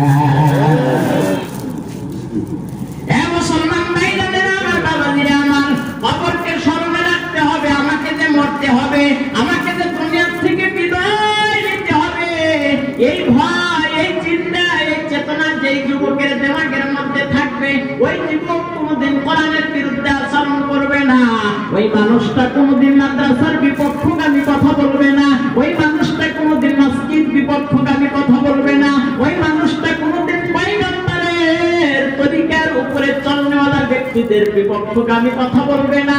কেননা তিনিও জানে আমার মরণ হবে, আমাকে মরণ হবে, আমি মরে যাব, এখানে থাকতে পারবো না, এখান থেকে আমি বিদায় হয়ে চলে যাব। আমার এই জীবনটা জীবন নয়, এই জীবন একদিন শেষ হয়ে যাবে। এই জীবনের শেষ হয়ে যাওয়ার পরে আমার নতুন করে জীবন শুরু হয়ে যাবে। দুনিয়ার জীবনের সুখ শান্তি একটা সময় শেষ হয়ে যাবে, কবরের সুখ শান্তি এটা শেষ হবার নয়। এই মুসলমান ভাইজানেরা আমার, বাবাজিরা আমার, খাদিজাতুল কুবরা পয়গম্বরকে ডাকতে বলেন, পয়গম্বর আমার দরখাস্ত আপনি মঞ্জুর করবেন কিনা বলেন। আল্লাহর পয়গম্বর চোখের পানি ছেড়ে দিয়ে কাঁদতে আর ডাকতে বলে, খাদিজা রে, তুমি আমার জন্য, ইসলামের জন্য যা করেছো, তোমার দাবি পূরণ করে আমি পারবো, তোমার দাবি না পূরণ করে আমি থাকতে পারবো না। আল্লাহর পয়গম্বর বলেন, খাদিজা রে, কি দাবি করো আমার কাছে বলো, আমি চেষ্টা করবো তোমার দাবি পূরণ করবার জন্য। সুবহানাল্লাহ। এ মুসলমান ভাইজানেরা আমার, বাবাজিরা আমার, দুনিয়ার সবচেয়ে উত্তম পয়গম্বর, নবীদেরও নবী, দুনিয়ার সব মাখলুকাতের নবী, আকামুল হাকিম রব্বুল আলামিন, তিনি বলেন, ওয়া মা আরসালনাকা ইল্লা রাহমাতাল লিল আলামিন। আল্লাহ পাক পয়গম্বরের শানে ব্যক্ত করেছেন, আমি আমার হাবিবকে দুনিয়ার জিন্দেগিতে শুধু মানুষের জন্য নবী করে পাঠাইনি, শুধু দুনিয়ার মানুষদের জন্য রহমত করে পাঠাইনি, আমি আমার পয়গম্বরকে গোটা জাতির জন্য রহমত করে পাঠিয়েছি। জোরে কান্না সুবহানাল্লাহ। সব মাখলুকাতের জন্য হলো পয়গম্বর হলো সবচেয়ে উত্তম, পয়গম্বর হলো সমস্ত রহমত করে তৈরি করেছেন।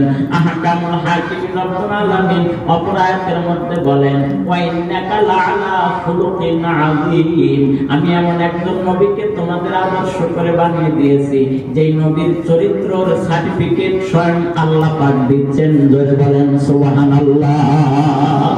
এর চাইতে উত্তম চরিত্র আর জগতের মধ্যে কারো হতে পারে না। এ যুবক, কেন ওই নবীর আদর্শে আমি আদর্শিত হতে পারি না? আমি তো সালমান শাহর মতন আদর্শ গ্রহণ করি, আমি তো রোনালদোর মতন আদর্শ গ্রহণ করি, আমি তো বিজাতিদের কালচারে অভ্যস্ত হয়ে গেছি। আমার সন্তানকে ওই কালচারের দিকে আহ্বান করি। এবার মনে রাখবেন, একটা কথা খুব ভালো করে বুঝবেন, পয়গম্বর বলেন যার সাথে তার মহব্বত তার সাথেই তার হাসর হবে। সুতরাং আমি যদি বিজাতিদের কালচারে অভ্যস্ত হয়ে যাই, তাদের সাথেই যদি আমার মহব্বত হয়, তাহলে তাদের সাথে আমার হাসর হয়ে যাবে।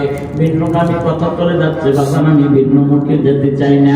খুব ভালো করে বুঝবেন, আল্লাহর পয়গম্বর খাদিজাতুল কুবরার হাতের মধ্যে রেখে বলেন, স্ত্রী রে, কি চাও তুমি আমার কাছে? আমি বলো, আমি তোমার চাওয়া পাওয়াকে পূর্ণ করে দেব, আমি তোমার সব দরখাস্তকে মঞ্জুর করে নেব। খাদিজাতুল কুবরা চোখের পানি ছেড়ে দিয়ে কান্না করেন। আমাদের স্ত্রী আমাদের কাছে এইভাবে দুনিয়াবি এইভাবে কোনো কিছু চায়, যখন চায় তখন আমরাও স্বামীরে কিন্তু পূরণ করে দিতে রাজি হয়ে যাই, কিন্তু যখন চোখের পানি ছেড়ে দিয়ে কান্না করে, ওই কান্নার পিছনের উদ্দেশ্য যদি থাকে, চোখের পানি ছাড়বার কারণে উদ্দেশ্যটা তাড়াতাড়ি বাস্তবায়িত হয়। যারা বলেন ঠিক কিনা? খাদিজাতুল কুবরা আজকে অন্তিম মুহূর্তে চোখের পানি ছেড়ে দিয়ে কান্দে আর ডাকতে বলে, স্বামী গো, ওই যে কবরের কথা আপনি বলেছেন, কবরের কথা আপনি শুনেছেন, ওই কবরের ভয় আমি খাদিজাতুল কুবরা বড় অস্থির হয়ে আছি। ওই কবরের ভয় আমাকে দুনিয়ার থেকে বেখবর বানিয়ে দেয় নাই। দুনিয়ার জিন্দেগিতে ওই কবরের ভয় নিয়ে তো আমি পথ চলেছি। হুজুর, আমার ওই কবরের ভয় হয়, আমার বড় সাধ হয়, না জানি ওই কবরে আমার কোন অবস্থা হয়। আমি খাদিজাতুল তেমন কোনো আমল নেই, আমি খাদিজাতুল তেমন কোনো আমল নেই। এত আমল খাদিজাতুল কুবরা করেছে, এরপরেও বলে আমি খাদিজাতুল কুবরার তো কোনো আমল নেই। আমি আর আপনি অল্প কিছু আমল করে বলি, এই জগতের কেউ যদি জান্নাতে যায়, আমি যাব আগে। মুসলমান ভাই, খাদিজাতুল কুবরা ডাক দেয়া বলে, আমার তো তেমন কোনো আমল নেই, আর অল্প একটু আমল দিয়ে কবরের আযাব থেকে আমি বাঁচতে পারবো না। আমার মনের মধ্যে বড় ভয় হয়, তবে আমার আশা, আমার আকাঙ্ক্ষা, আপনার শরীরের জুব্বা মোবারক দিয়ে যদি আমার কাফন বানানো হয়, তাহলে হতে পারে আমি খাদিজাতুল কুবরার আমলের বিনিময়ে নয়, আপনার শরীরের জুব্বাখানা যদি আমার দেহের মধ্যে থাকে, রুসিলায় হয়তো আমার কবর মালিক আমাকে কবর আযাব থেকে হেফাজত করবে। জোরে কান্না সুবহানাল্লাহ। মালিক জোরে বলেন সুবহানাল্লাহ।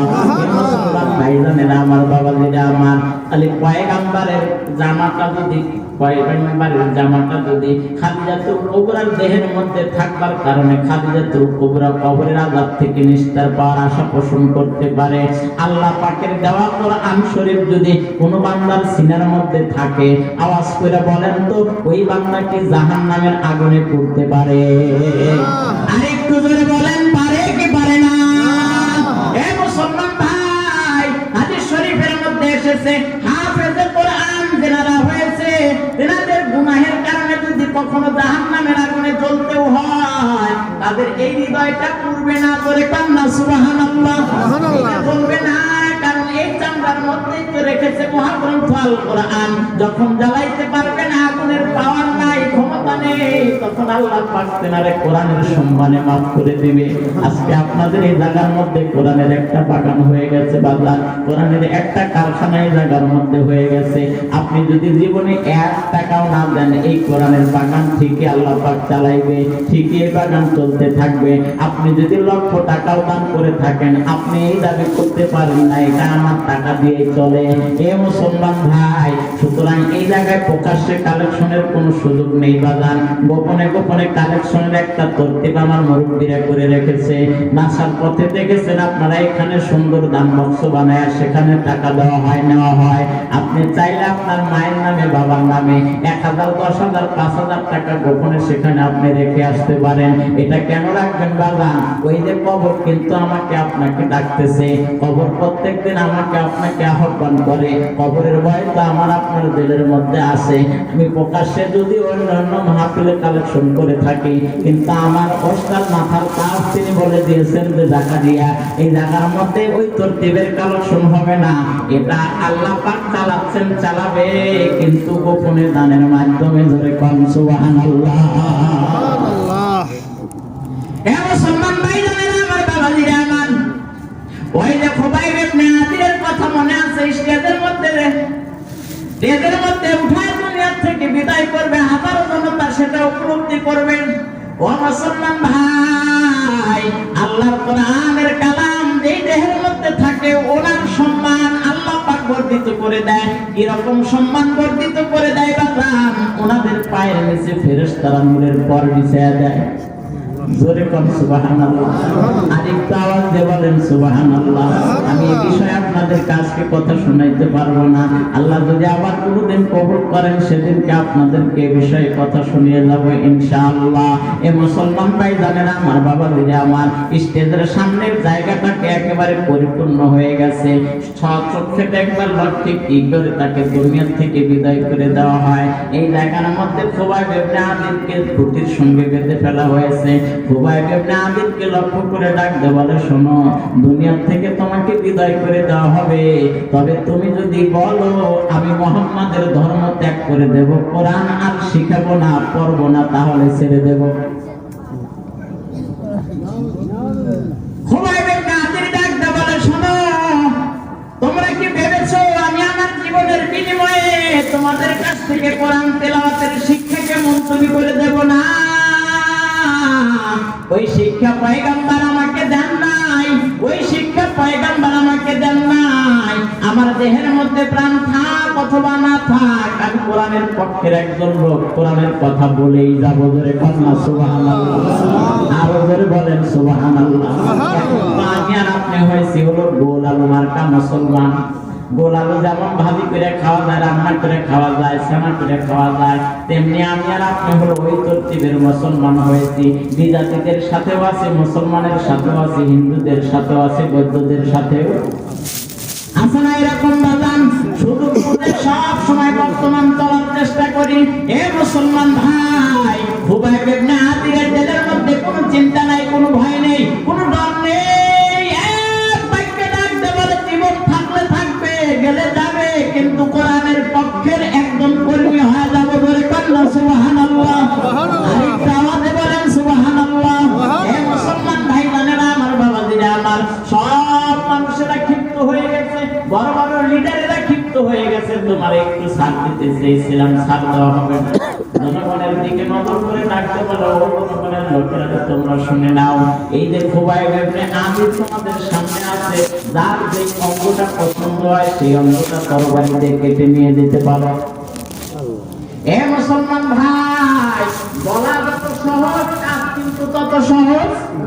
বলা যত সহজ, কাজ তত সহজ নয়। এ মুসলমান ভাই, আস্তে আস্তে যখন চাবুকের আঘাত শুরু হয়ে গেছে, খুবাইব ইবনে আদিরের চামড়াগুলো ফেটে ফেটে রক্ত বের হয়। খুবাইব ইবনে আদির চোখের পানি ছেড়ে দিয়ে কান্না করে আর মালিককে ডাকতে বলে, আল্লাহ, আমি দুনিয়া থেকে বিদায় হই, তাতে কোনো দুঃখ নেই, আমার খবরটা পয়গম্বর মদিনাওয়ালার কাছে পৌঁছিয়ে দিও। জোরে কন্যা সুবহানাল্লাহ। এই মুসলমান ভাইজানেরা আমার, বাবাজিরা আমার, আজকে খুবাইব ইবনে আদিরকে দুনিয়া থেকে বিদায় করে দেওয়া হলো।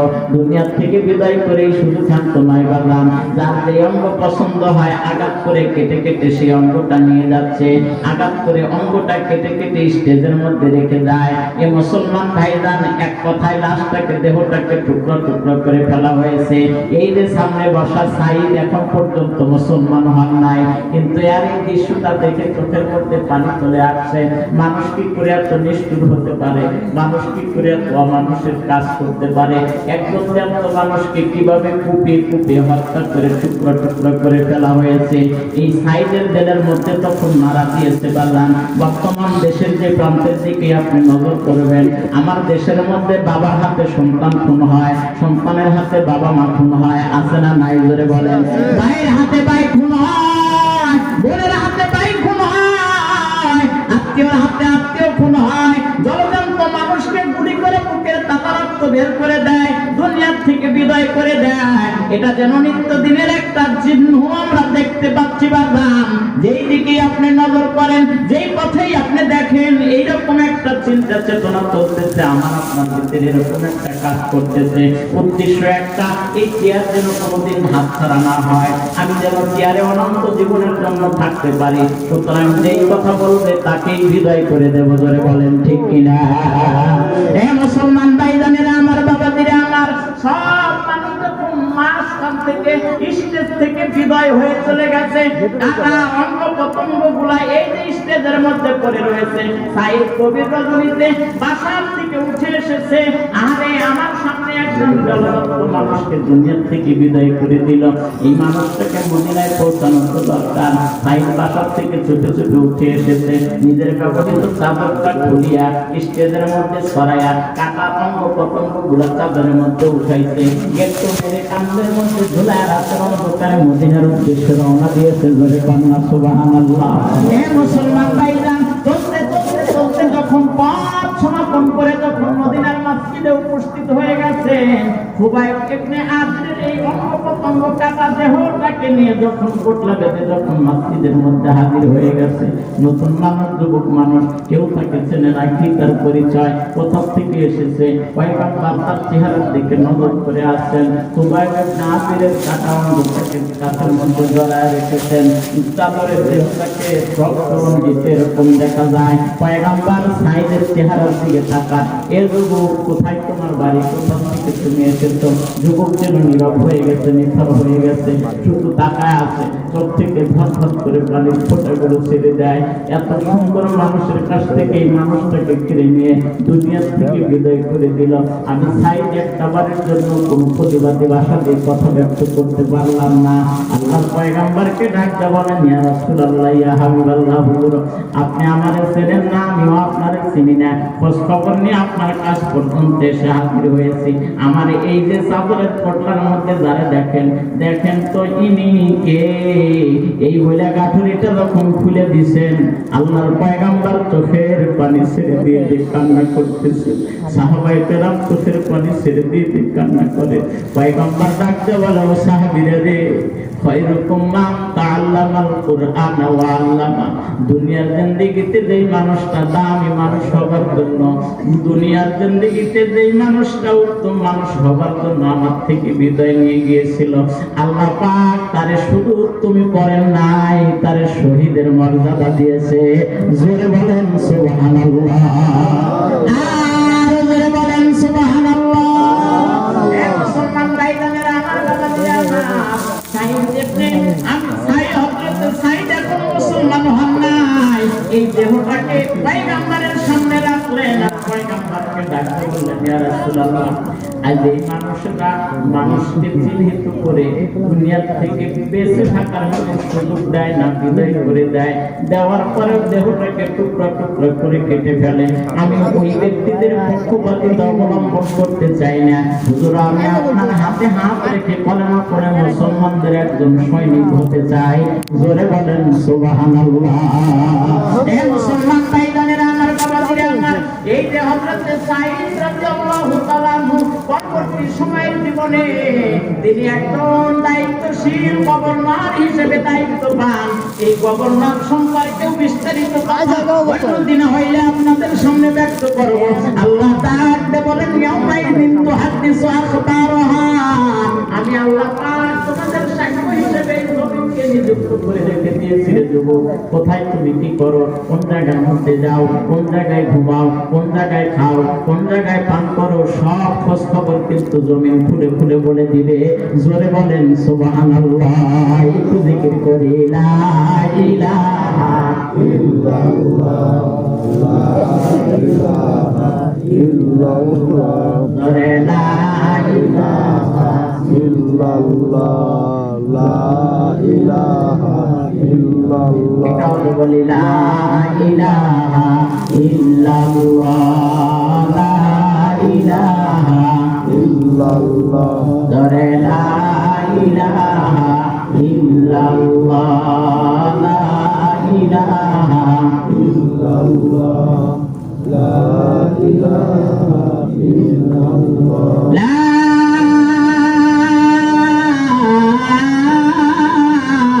ইলাহা ইল্লাল্লাহ মুহাম্মাদুর